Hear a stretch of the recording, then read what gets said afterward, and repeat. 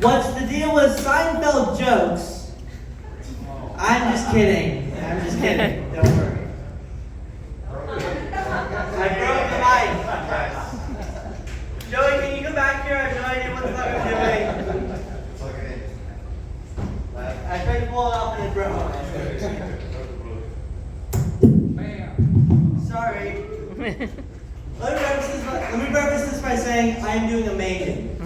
Which is exactly what people say when they are in fact not doing amazing. Like if someone asks, how are you? And you say amazing, you're either on the best day of your life or you're on some sort of medication that's about to wear off. Let's be real, this is Sacramento. Most of you are probably the second one.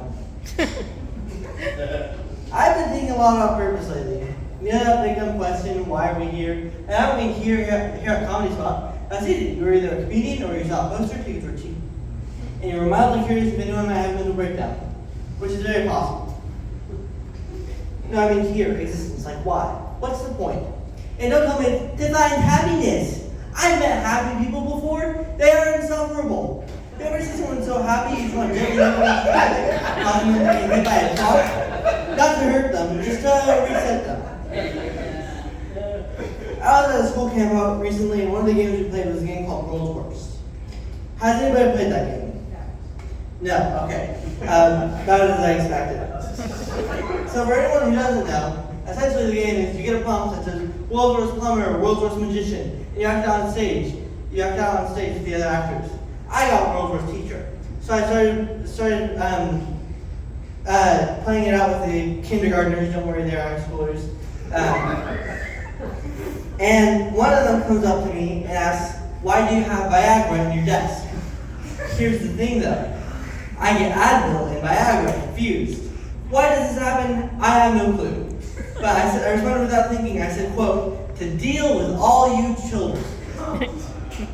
That one didn't work this time. I want to talk about my ex for a second. I know, terrifying topic. This dude manipulated me into sex, which is always a horrible thing to process.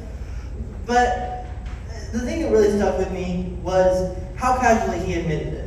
Right before I said, I don't know, man, this feels manipulative, and he responded, oh, don't worry. I feel manipulative too, so it's fine. What the fuck does that mean? We're not signifying owl calendars here. God, this is going great. I've been going through this phase of trying to be more present. And I don't recommend it. It's horrible. Being present means you have to admit that life is a series of mundane, slightly uncomfortable moments. Occasionally interrupted by garbled silence. You know, making jokes up here is fun, but you want to know what's even more fun? Psychological warfare. Here's what I mean. My mom sometimes takes me out to eat, and whenever the food is really good, I say, this food is better than sex. And the look on her face is priceless, because here's the thing. I'm only 16, so when a 16-year-old starts comparing food to sex, adults panic. You can actually see their souls leaving their bodies.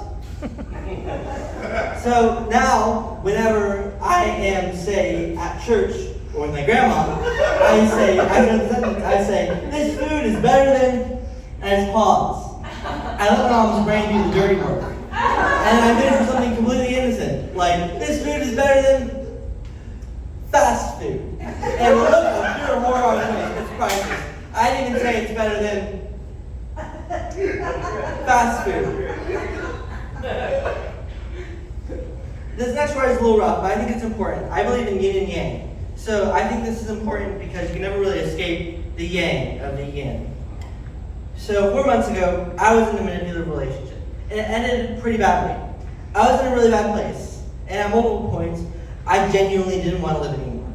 At the time, I couldn't get up in the morning because I no longer had a purpose. Life no longer gave me a purpose. But then I realized, life never gives you a fucking purpose. You have to make your own. You have to do what you want because life will throw you to the curb whenever it's time. So that's what I did tonight. I wrote more stories, drank more coffee, and eventually scheduled this show. So give it up for yourselves for making it out too and giving yourself a purpose. That's better than most people think.